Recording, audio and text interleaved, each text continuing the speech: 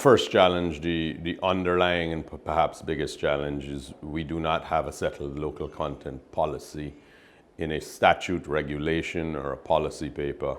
We have had 3 so far that have been circulating, but each one has been amended by the other in perhaps drastic ways and very, very different ways. But we need to have a settled policy. Local people need to understand what it is they can and how they benefit. The policy would greatly assist that. The policy would also stipulate what obligations the international oil companies would have to using local services and goods. But until we have something that is concrete, we wouldn't be able to marry those 2 things together.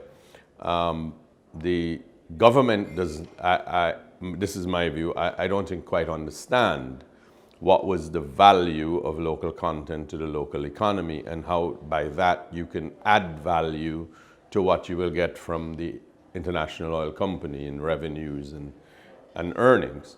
Because what you need to do is build the capacity, and you can't be screaming that you must hire and use locals when they're not to the capacity that is required.